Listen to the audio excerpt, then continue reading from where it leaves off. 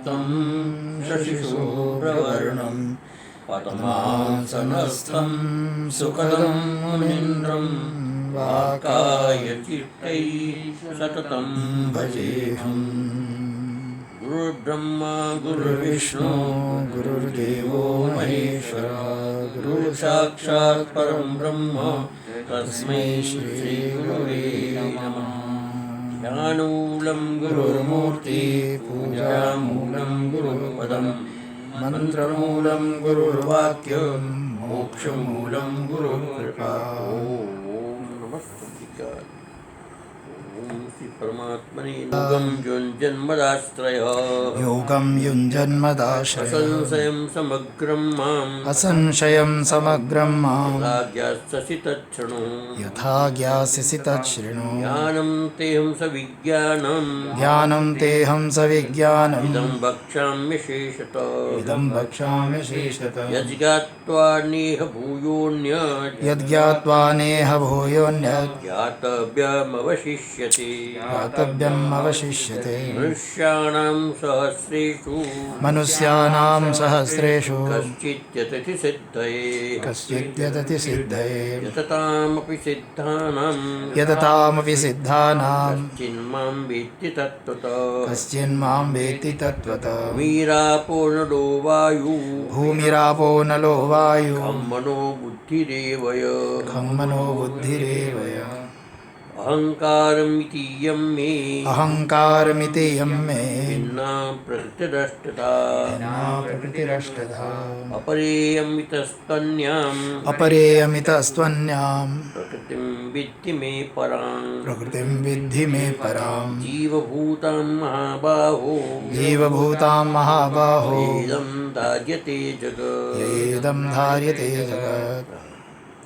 एक जगह पर की जगह पर यह पढ़ दिया। हाँ कोई बात नहीं अभी तो जी, और फिर थोड़ा सा बाकी है, लेकिन आगे चलते हैं। तो अर्जुन को भगवान बताते हैं कि मैं तुमको ऐसा ज्ञान देता हूँ जिसको जानने के बाद कुछ भी जानना शेष न रहे, और वो ज्ञान है विज्ञान के सहित ज्ञान का प्रतिपादन करता हूँ। असंशयम यथा भवति, किसी प्रकार का संशय शेष न रहे, इस प्रकार का जो है भक्त्या इदं समग्रम, भक्ति पूर्वक भक्ति के माध्यम से समग्रम सर्वविभूति बल शक्ति ऐश्वर्यादि संपन्नम माम। भगवान कैसे है? तो सर्व विभूति, संसार की सारी विभूतियाँ उसमें जरूरत है। 7वें अध्याय में विभूतियों का बहुत वर्णन आता है, इसमें 10वें अध्याय में भी आता है, 9वें अध्याय में कुछ आता है। तो ये संपूर्ण जगत की विभूति जो है भगवान का ही रूप है। बल, संसार के अंदर जितना भी बल है सब भगवान का ही बल है। शक्ति, भगवान की शक्ति जो है। ऐश्वर्यादि, जो कुछ भी है, जिस पीछे बताया था ना, ऐश्वर्य से समस्त यशस श्रेष्ठा ज्ञान वैराग्य धर्म। तो ये सारा का सारा जो है उसका स्वरूप माम, मैंने जो मैं मेरी स्वरूप जो है, यथा येन प्रकारेण ज्ञास्यसि, तुम जान सकोगे, तत् शृणुम उच्यमानम, मैं कहने जा रहा हूँ उसको तुम सुनो। अब यहाँ पर ज्ञास्यसि इत्युक्ते परोक्ष तज्ज्ञानम साधिति शंकाम, भगवान ने कहा यथा ज्ञास्यसि तच्छृणु। तो ज्ञास्यसि ऐसा पता चलता है कि भगवान जो है परोक्ष ज्ञान कहना चाहते हैं, अपरोक्ष ज्ञान। एक होता है जानना और एक होता है मानना। जानना जो है वो वस्तु को शब्द से जानना होता है, और शब्द से जाना हुआ ज्ञान जो होता है वो लगभग सब परोक्ष होता है, अपरोक्ष नहीं होता है। किसी प्रमाण से जो ज्ञान कहा जाता है और उसको तर्क और प्रमाण के द्वारा उनको सिद्ध किया जाता है, तो उसको मानते हैं, मानकर उसका अनुभव करते हैं। लेकिन ज्ञास्यसि कहने का तात्पर्य ये होता है कि भगवान जो है उसको परोक्ष ज्ञान देना चाहते हैं। तो इस बात के लिए भगवान इस अर्जुन की शंका का समाधान करते हुए यहाँ बताते हैं, ज्ञानम तेहम सविज्ञानम इदम वक्ष्यामि शेषतः। हाँ, इदम मैंने ये जो मैं कहूँगा वो ज्ञान विज्ञान से सहित ज्ञान को अहम मैंने मैं अशेषतः संपूर्ण रूप से वक्ष्यामि मैंने कहूँगा। यज ज्ञात्वा जिसको जानने के बाद, वहाँ पर था ना ज्ञास्यसि, यहाँ पर यज ज्ञात्वा मैंने जानने के बाद क्या हुआ, तो परोक्ष नहीं है, कहते प्रत्यक्ष ज्ञान है, ज्ञात्वा जानकर, यज ज्ञात्वा नेह भूयोन्यत ज्ञातव्य विषय, इसके बाद कुछ भी जानने योग्य शेष नहीं रहेगा, सब कुछ इसे जानने में आ जाएगा। अब भगवान जो है प्रारंभ से उसको बताएंगे कि संसार कैसा है, कैसे बना, क्या ऐसा बताएंगे। इस बात के लिए इदम मद विषय स्वतोपरोक्ष ज्ञानम, ये जो मैं कहूँगा ये अपरोक्ष ज्ञान है, परोक्ष ज्ञान नहीं। परोक्ष अपरोक्ष को समझ में आ जाता है। परोक्ष किसको कहते हैं? अक्षर परे, आँखों से परे है, जो हमने देखा नहीं है, केवल सुना है, समझा है, उसको परोक्ष। और अपरोक्ष कहता है जो हम प्रत्यक्ष रूप से उसको देख रहे हैं, परोक्ष। और ये इसका भेद क्या है, तो असंभावना आदि प्रतिबंधेन फलम अजनयत परोक्षमित्युपचर्यते। जो असंभव आदि प्रतिबंधक है, असंभव, विपरीत भावना, असंभव भावना, इनसे जो एक प्रकार से प्रतिबंधित है, और वो ज्ञान जो प्रत्यक्ष नहीं होता है, फलम अजनयत, फल को उत्पन्न नहीं करता, फल को प्रत्यक्ष नहीं करता है, ऐसा ज्ञान जो है परोक्ष इत्युपचर्यते, ऐसा परोक्ष, ऐसा कहा जाता है, इसको परोक्ष कहा जाता है। लेकिन असंभावना आदि निराशे, जब असंभावना, विपरीत भावना, असंभावना ये दूर हो जाती है, तो विचार परिपाके न, विचार के परिपाक के अंत में, हम किसी भी वस्तु का होता है परिपाक होता है, हम कोई भी काम करते हैं, अंतिम परिणति में जब आता है तो उसका परिपाक होता है। पेड़ लगाते हैं, पेड़ लग जाता है, और फिर धीरे धीरे फूल आता है, और फिर फल आता है, उसका परिपाक होता है ना। तो हमारा उद्देश्य पूरा हो गया। कब उद्देश्य पूरा होता है, कि जिस निमित्त के लिए हमने कर्म किया होता है, और वो कर्म हमारे प्रत्यक्ष होता है, तो कर्म हमारा पूरा परिपाक हुआ। इसी प्रकार जो हम कर्म करते हैं, और कर्म जब फल देने के लिए उन्मुक्त होता है और उद्यत होता है, उस समय कर्म का परिपाक होता है। तो विचार परिपाकांते, विचारों की चिंतना करते करते करते हम असंभावना को दूर करते, विपरीत भावना को दूर करते, असंभावना को दूर करते, दूर करने के बाद विचारों का जब परिपाक होता है, उस टाइम में तेनेव प्रमाणे, उसी प्रमाण से जनितम ज्ञानम, वो जनित जो उत्पन्न हुआ ज्ञान है, वो प्रतिबंध का अभावात, अब किसी प्रकार का प्रतिबंध नहीं रहा। हमने चिंतन पूर्वक असंभावना को दूर किया, चिंतक पूर्वक विपरीत भावना को दूर किया। तो जब दूर हो गया, तो दूर होने के बाद प्रतिबंध समाप्त हो गया, तो फलम जनयति, फल जनयत, फल की उत्पत्ति होती है। किसी भी चीज़ का, जैसे हम वृक्ष लगाते हैं, वृक्ष में प्रतिबंधक होते हैं, वो प्रतिबंधक को दूर कर दो तो वृक्ष अपने आप उत्पन्न होता है। प्रतिबंध क्या है, क्या है, कि कोई पशु पक्षी खा न जाए, है ना, समय पर खाद न मिले, समय पर पानी न मिले, तो वृक्ष उड़ता नहीं। लेकिन ये प्रतिबंध हम दूर कर देते, समय पर खाद भी देते, समय पर पानी भी देते, और वृक्ष खड़ा होता है। तो ऐसा जो है, इस प्रकार से अपरोक्षम इत्युच्यते, इसको अपरोक्ष कहते हैं। जब फल देने लगता है तो अपरोक्ष होता है। हमारा उद्देश्य है आत्म साक्षात करना। आत्म साक्षात्कार के संपूर्ण साधन परिपक्व हो जाते हैं, तो निश्चित आत्म साधन संपन्न होने के बाद फल को कोई रोक नहीं सकता है। इसी प्रकार से कहते हैं, इसको अपरोक्ष ज्ञान कहते हैं। विचार परिपाक निष्पन्नत्वाच्च, जब विचार परिपाक से निष्पन्न, विचार जो वेदांत विचार, वेदांत वाक्यों का विचार, तत्वमसि आदि वाक्यों का विचार, उस विचार से परिपाक निष्पन्नत्वाच्च तदेव विज्ञान, उसको विज्ञान कहते हैं। जो विचार से परिपक्व होकर के सामने आता है उसको विज्ञान कहते हैं। तेन विज्ञानेन सहितम, उस विज्ञान के सहित इदम अपरोक्षम एव, इदम अपरोक्ष ज्ञान। तो ये जो ज्ञान है शास्त्रजन्यम, शास्त्र से उत्पन्न होता है पहले, और ते तुभ्यम अहम परम आप्तो हो वक्ष्यामि अशेषतः, उसी ज्ञान को, शास्त्र से उत्पन्न होने वाला ज्ञान, तुभ्यम, तुम्हें अहम, मैं कौन हूँ, परमाप्त। परमाप्त किसको कहेंगे, परम आप्त। आप्त किसको कहते हैं, अथार्थ वक्ता। आप्तस्तु अथार्थ वक्ता। तो ये यथार्थ वक्ता जो है, वक्ष्यामि, मैं संपूर्ण रूप से तुमको इस ज्ञान को कहूँगा। साधन फल आदि सहित्वेन निर्विशेषम कथयिष्यामि, साधन फल के सहित, इसका साधन और साधन से उत्पन्न होने वाला फल। अर्थात ये होता है कि किसी भी काम को करना है तो पहले साधन तो बताना कि इस काम, इस कार्य के लिए, इस फल की प्राप्ति के लिए ये साधन की जरूरत है, तो साधन का वर्णन किया, और साधन का कैसे प्रयोग करना ये बताया जाए, और उसके बाद उसका फल क्या हो सकता है ये बताया जाए।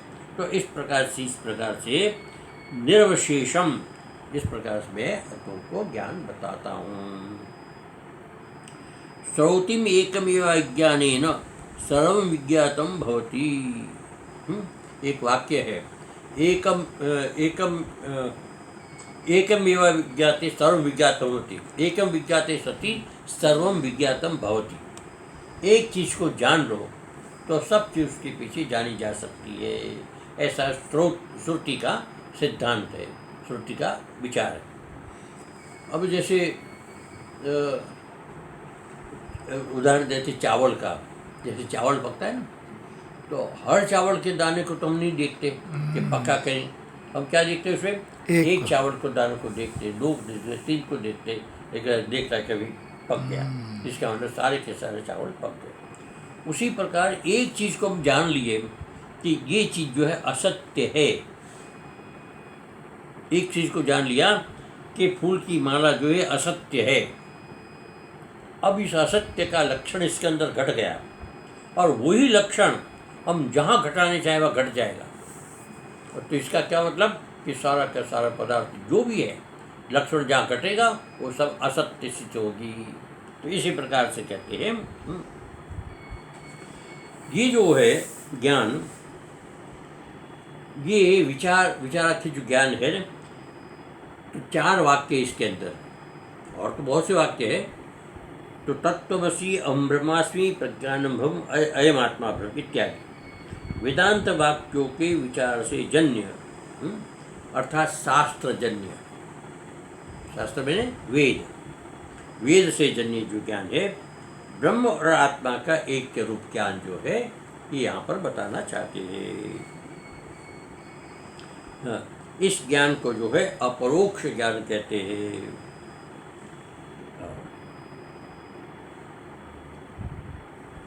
इसको यथार्थ ज्ञान या उसको अपरोक्षानुभूति भी कहते हैं।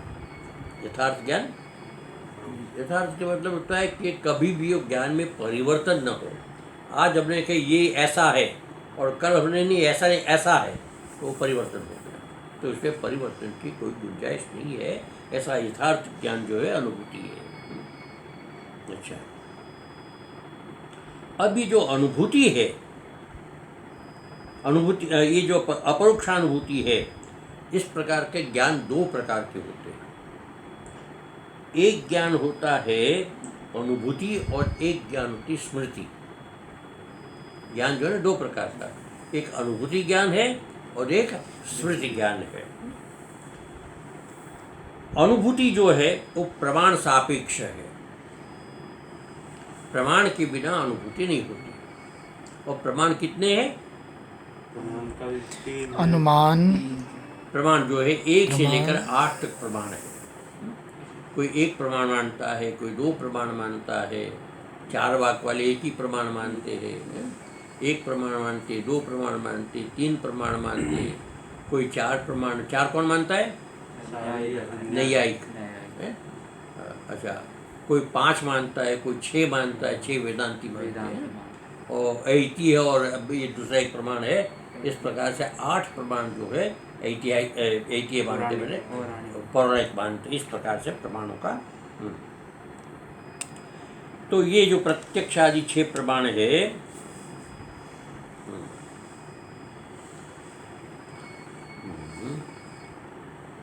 अब ज्ञान होता है उसको कहते हैं प्रत्यक्ष ज्ञान।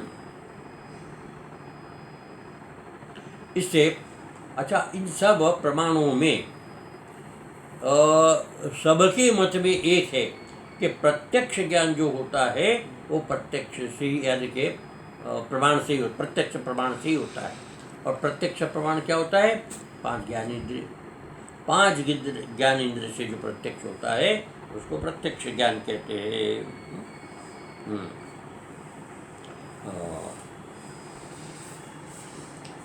तो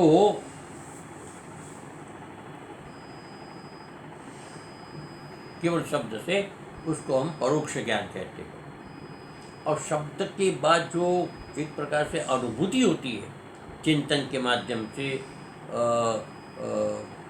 श्रवण माने निधिध्यासन के माध्यम से, उसके बाद अपरोक्ष ज्ञान होता है। तो इस प्रकार का जो है शाब्दिक ज्ञान है। तो उसमें शंका होती है कि वह ज्ञान तत्वमसि आदि परोक्ष अथवा अपरोक्ष प्रत्यक्ष नहीं है, तब उस शब्द ज्ञान का अपरोक्ष ज्ञान, अपरोक्षानुभूति कैसे हो सकती है?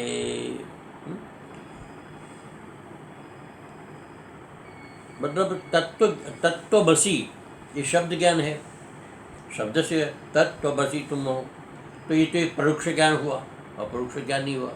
फिर उसको परोक्ष ज्ञान, तो कहते हैं कि ज्ञान केवल जो है प्रत्यक्ष ही नहीं होता है, शब्द से भी प्रत्यक्ष होता है। तो उसमें उदाहरण देते हैं, 2 प्रकार के उदाहरण, और भी कई प्रकार के हैं, लेकिन 2 प्रकार के उदाहरण अपने देखते हैं। एक होता है उदाहरण, जैसे 10 व्यक्ति इसमें दिया है, 10 व्यक्ति जो है ये जा रहे हैं एक रास्ते पर किसी यात्रा पर। इसमें नदी आ गई, नदी आ गई तो नदी को पार कर गए। पार करने के बाद वहाँ खड़े हो गए और देखा एक व्यक्ति कम है, तो रोन पीटने लग गए। तो उसने कहा नहीं, हम सब पूरे हैं, कोई ऐसा है नहीं। फिर गिना 1 2 3 4 5 6 7 8 9, तो हर व्यक्ति ऐसे गिनता रहा। तो गिनने में क्या होता था कि वो अपने आप को छोड़ देता था और 9 व्यक्ति तक गिन लेता था। तो आपस में सब शोक मनाने लगे वहाँ बैठकर कि हमारे से एक व्यक्ति डूब गया नदी में। तो एक कोई राहगीर आदमी आया, उसको पूछा क्या बात है, क्या हो गया? तो उसने कहा हम 10 लोग वैसे नदी पार कर रहे थे, उसमें 10 में से एक हमारा व्यक्ति डूब गया। तो उसने कहा ऐसा तो मुझे नहीं लगता है, फिर गिनो। तो उसने गिना 1 2, एक व्यक्ति ने गिना 1 2 3 4 5 6 7 8 9। अब 10वां कहते त्वमसि, 10वां त्वमसि, दूसरे तुम हो, तो 10 वगैरह बोला। तो किससे ज्ञान हुआ? ये शब्द से ज्ञान हुआ ना, उसके कहने से ज्ञान होना, शब्द ज्ञान। तो कहते शब्द ज्ञान है ना। इसी प्रकार से अनेक ऐसे उदाहरण बन सकते हैं कि हम शब्द से ज्ञान को प्राप्त करते हैं। तो ये जो ज्ञान है, ये प्रत्यक्ष ज्ञान जो है शब्द से भी होता है, ऐसा यहाँ पर कहना है। तो शब्द जो हमारा है तत्वमसि इत्यादि वाक्य, उन वाक्यों से भी अपरोक्ष ज्ञान नहीं, परोक्ष ज्ञान नहीं, बल्कि अपरोक्ष ज्ञान ही होता है। यद ज्ञान नित्य, वो ज्ञान कैसा है? ज्ञानम नित्य चैतन्य रूपम, ये ज्ञान चैतन्य रूप है। ज्ञात्वा वेदांत जन्य मनोवृत्ति विषयीकृत्य इह व्यवहार भूमो भूय पुनरपि अन्य किंचिदपि ज्ञातव्यम नावशिष्यते। अब इस बात को हमने जब जाना कि नित्य चैतन्य स्वरूप ज्ञात्वा जान करके और वेदांत जन्य मनोवृत्ति विषय कृत्य, वेदांत से उत्पन्न होने वाली जो एक प्रकार की विशेष मनोवृत्ति कि सर्वम खलुदम ब्रह्म, इस प्रकार की जो वृत्ति होती है, इस करके व्यवहार भूमो, व्यवहारिक जगत में भी हम ये होता है कि सब कुछ परमात्मामय है। यद्यपि इस रूप में दिखाई न दे, लेकिन हमारे अंदर एक निश्चय हो जाता है कि सब कुछ परमात्मामय, परमात्मा के अतिरिक्त कुछ नहीं। कैसे पता चला? शास्त्र से। शास्त्र से हमें पता चला कि सारा का सारा जगत जो है ब्रह्म में, परमात्मा में अध्यस्त है। आधार जो है परमात्मा है, बाकी सारा जगत अध्यस्त है। ये उनको व्यवहार में भी भान होता है। हमने जान लिया, समझ लिया, दृढ़ निश्चय हो गया, उसके बाद किसी प्रकार का परिवर्तन इसमें नहीं होता है। ये ज्ञान होता है। तो यथार्थ ज्ञान इसको होते परिवर्तन न हो। अब आपने तत्त्वमसि इत्यादि वाक्य के द्वारा ब्रह्म सत्यम जगत मिथ्या समझ लिया, और आपने माना कि अधिष्ठान ही सत्य है, अध्यस्त जो है वो है ही नहीं, है ही नहीं, ये भ्रांति है, एक प्रकार से कल्पना है। कल्पना जो है सार्थक नहीं होती। तो इसी प्रकार से व्यवहार भूमो, व्यवहारिक जगत में भी भूय पुनरपि यत्किंचिदपि, जो कुछ भी जानने में आता है, देखने में आता है, ज्ञातव्यम ना विशेष, उसके बाद कुछ भी जानना शेष नहीं रहता। अर्थात कहने का मतलब अध्यस्त का ज्ञान, अधिष्ठान का ज्ञान होने के बाद अध्यस्त का जो कोई अस्तित्व नहीं रहता। अब हमने देखा कि सिप्पी में हमने देखा कि आधार सिप्पी है, अधिष्ठान सिप्पी है, उसे चांदी हमको दिखाई दी। अच्छा, उसी प्रकार से अंधकार में हमने रस्सी को सर्प देखा, तो वहाँ पर भी अध्यस्त हुआ। इसी प्रकार से शास्त्र कहता है कि एकमात्र आधार जो है वो परमात्मा है, बाकी सारा का सारा अध्यस्त है। जब सारा का सारा अध्यस्त है और सबको देखने में आता है कि भ्रांति से हमको ये सब चीज़ दिखाई देती है, तो ये भ्रांति होती है सिप्पी संबंधी, चांदी संबंधी भ्रांति। एक होता है रज्जु में सर्प संबंधी भ्रांति।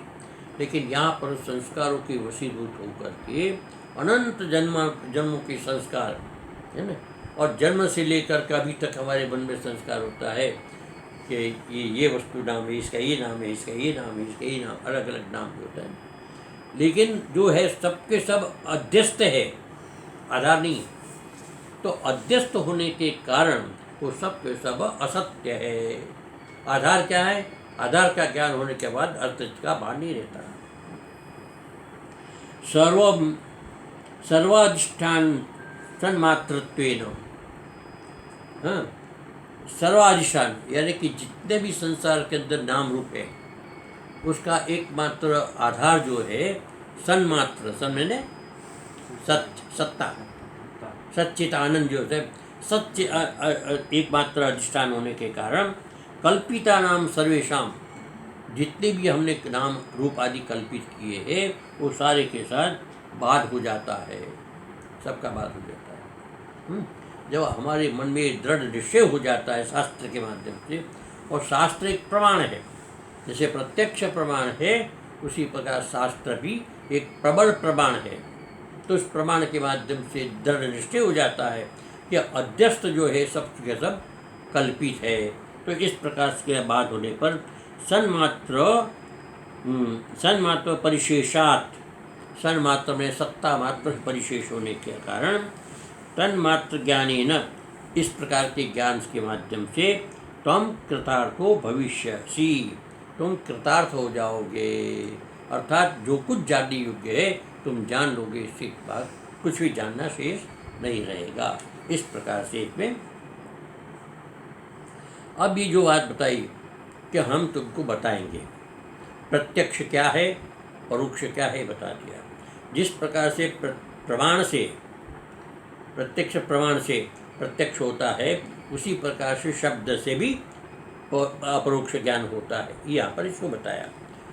इसी बात को लेकर के अति दुर्लभम चेतन मदनुग्रह मंत्रेण महाफलम ज्ञानम, कहते ये अत्यंत दुर्लभ ज्ञान है।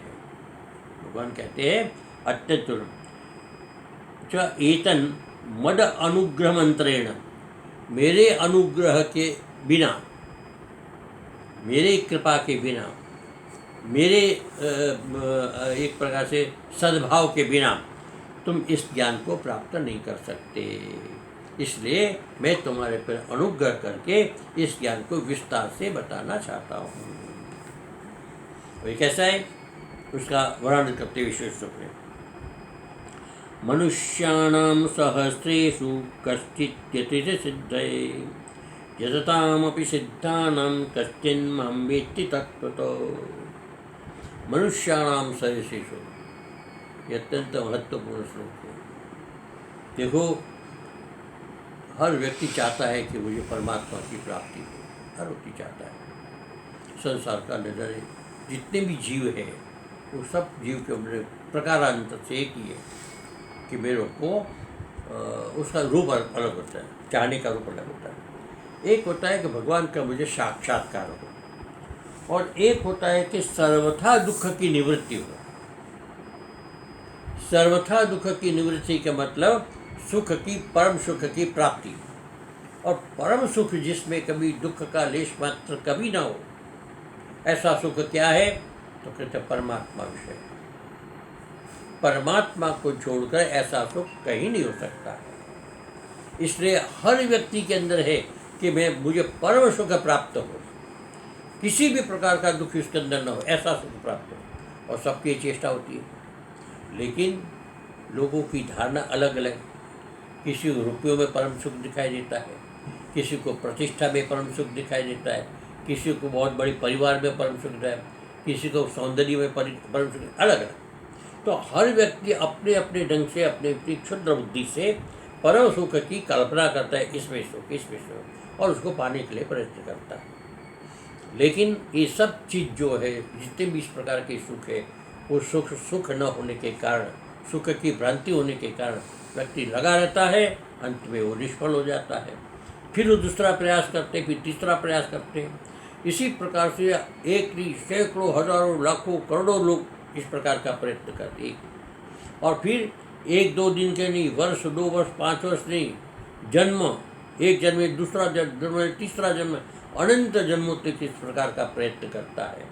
लेकिन उस प्रयत्न करने वालों में क्या बताते, मनुष्याणाम सहस्रेषु, हजारों हजारों, लाखों, करोड़ों मनुष्यों में, सहस्रेषु में कोई संख्या नहीं इसकी। तो ऐसे मनुष्य में कश्चित् यति सिद्धये, कोई ऐसा व्यक्ति यतते सिद्धये, सिद्धि के लिए प्राप्त करे। अब यत्न करना सिद्धि के लिए, एक तो सबसे पहला कि किस दिशा में यत्न करें, प्रश्न तो है ना। तो हम संसार में यत्न करेंगे। एक व्यक्ति पानी में हाथ लगा तो मारता है, तो उसमें किसी प्रकार का फल तो नहीं मिलता, परिश्रम उसका व्यर्थ होता है। एक व्यक्ति समझो दौड़ता है कि मैं दौड़ करके उसको को प्राप्त, खूब दौड़ता है, लेकिन वहाँ पर भी उसको सफलता नहीं मिलती। कितना दौड़ेगा? दौड़ते दौड़ते होता क्या है, जगत में बड़ी विचित्रता है। जैसे हम एक दूसरे को परास्त करने के लिए या एक दूसरे से आगे बढ़ने के लिए हम दौड़ते हैं। तो एक व्यक्ति को हमने देखा कि आगे जा रहा है, तो हम क्या करेंगे? आगे जा रहा है, हमारे से आगे जा रहा है, तो हम क्या करेंगे? आगे जाएंगे, उसको पीछे करने के हम तेजी से दौड़ेंगे, और कुछ नहीं करेंगे, तेजी से दौड़ेंगे और दौड़ेंगे, दौड़ कर उसको पार कर लेंगे, उसके आगे बढ़ जाएंगे। लेकिन फिर क्या होगा? आगे कोई और दिखाई देगा उसको, फिर तेजी से भागेगा, तो भागते भागते भागते उसको पकड़ लेगा, उसको पार कर लेगा, फिर आगे देखेगा और भी दिखाई देगा। तो इस प्रकार भागते भागते व्यक्तियों का अंत नहीं होगा, और फिर एक समय ऐसा आएगा वो थक करके चूर हो जाएगा, गिर जाएगा, मर जाएगा, उसकी दौड़ खत्म हो जाएगी। फिर दूसरा जन्म लेगा और उस जन्म में भी यही काम करेगा। तो कितनी यत्न करना, इसको दूसरों से आगे जाने के लिए यत्न करना। वो यत्न करता है लेकिन यत्न वास्तव में यत्न नहीं होता है। तो इस बात को कश्चित त्यजति सद्दय, इसमें से कोई एक व्यक्ति होता है जो इस प्रकार से भागता है, दौड़ता है।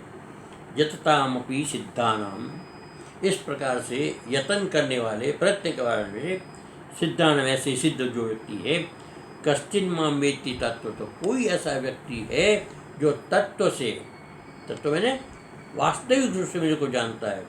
लेकिन अधिकांश क्या जानता है कि सबसे बड़े शनि देवता है, सबसे बड़ा हनुमान देवता है, कि सबसे बड़े है ये है, अलग अलग देवताओं की कल्पना करके उसके पीछे लगे रहते हैं।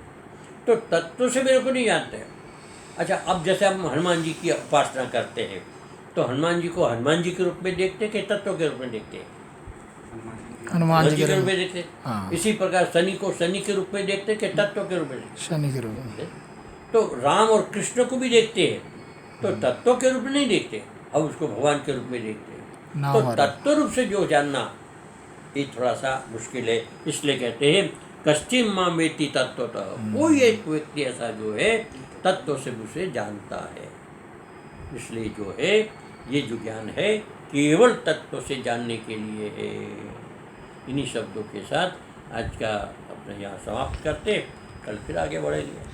ओम सर्वे भवन्तु सुखिनः, सर्वे सन्तु निरामयाः, सर्वे भद्राणि पश्यन्तु, मा कश्चित् दुःखभाग् भवेत्। ओम शांति शांति शांति।